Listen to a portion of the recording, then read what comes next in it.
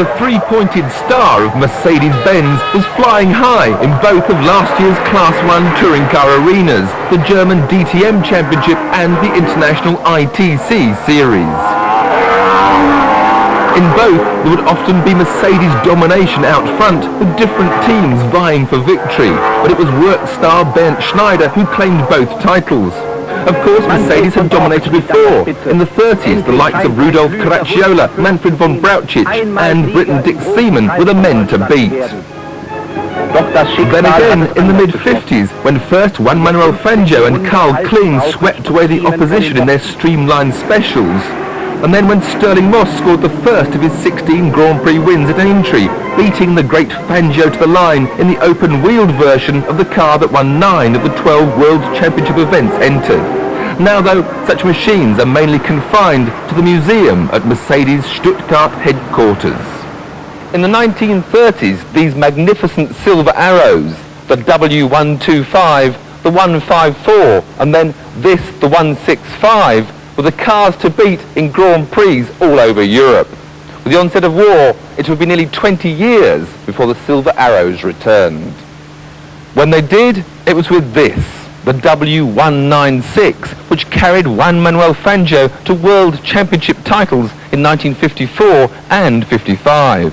There was also a two-seater version, but that's not here in the museum, because it's here at Hockenheim. This 300 SLR is the car that took Stirling Moss to victory in the 1955 Miglia. And it makes an interesting comparison with the silver arrows of today.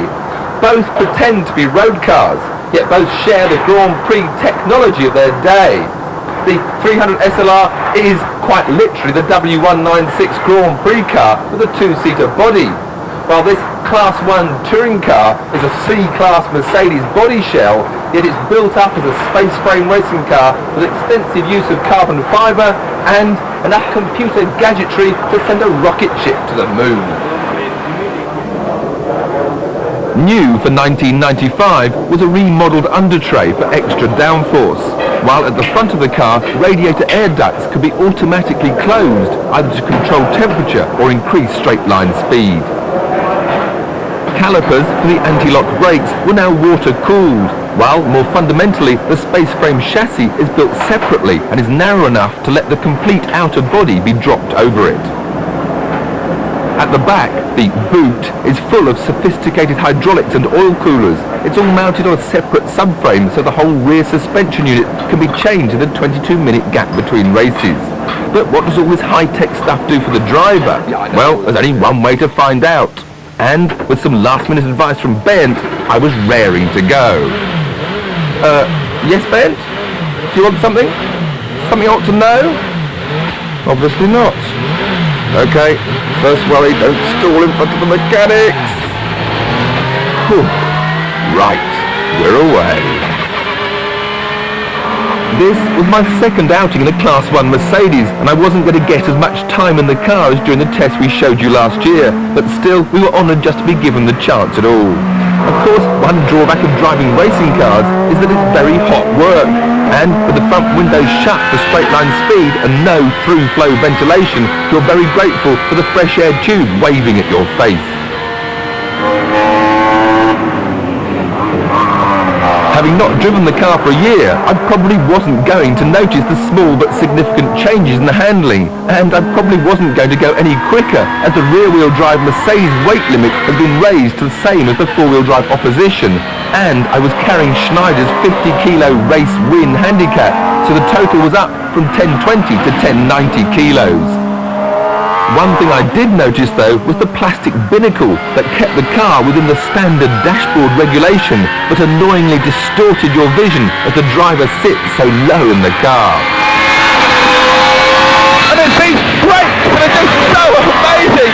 When I drove the car last year I just couldn't believe the ability of these ABS brakes to brake so late and then be able to turn into the corner while still braking. Now it's only in these Class 1 touring cars that you're allowed ABS. So compared to any other form of racing, it's something that just takes a little bit of getting used to.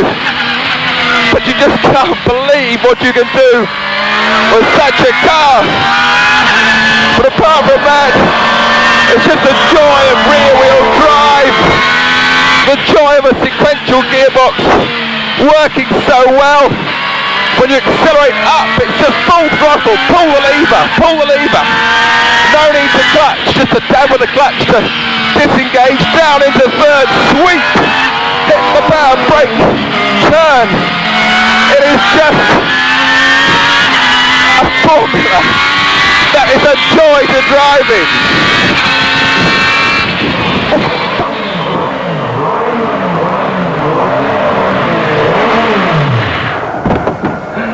This is just an amazing motor car.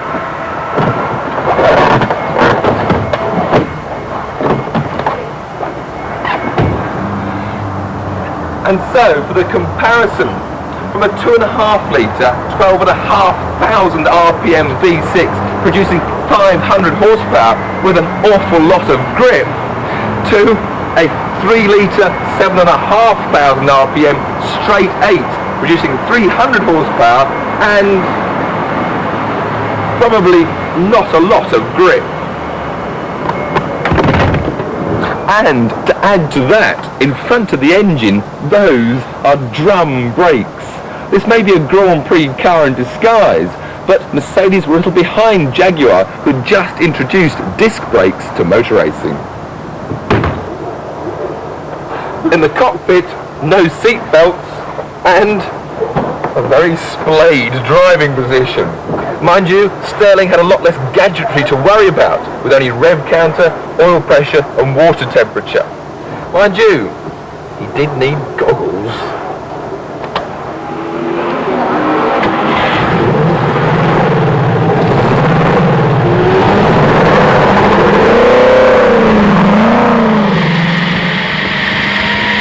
Now the first thing I really have to concentrate on is the gearbox, because it's actually the opposite way round to what I'm used to. And even the Maestro Sterling Moss had trouble adapting to this layout. And I really don't want to get the wrong gear in this beautiful car.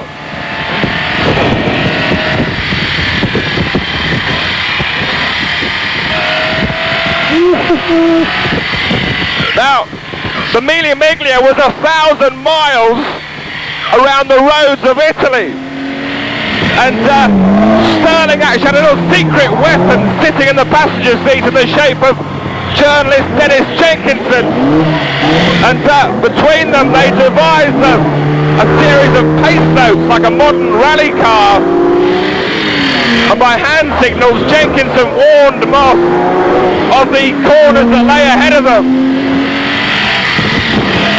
So Moss had to just concentrate on driving this glorious silver arrow. Sitting behind this wooden wheel just gives the right feeling. And there's plenty of power for those skinny little wheels. But the brakes, well, after the Class 1 car, it hasn't got any. And Moss did end the Miglia with a few dents on the Mercedes, and that's mainly because he misjudged the braking.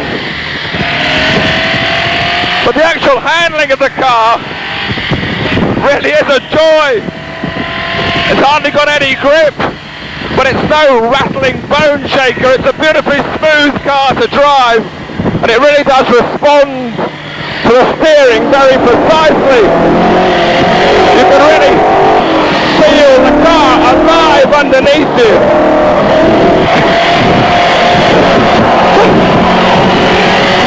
But whereas I know this Hockenheim circuit well, Moss was doing this just on pace notes. And whereas he's always been a hero, he's now more like a god.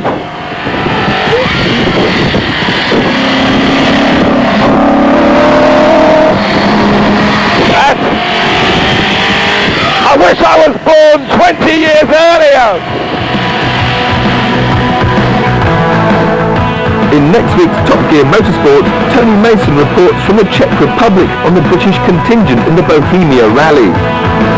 Bob Constangios looked at the battle for supremacy in the Dunlop Rover Turbo Cup.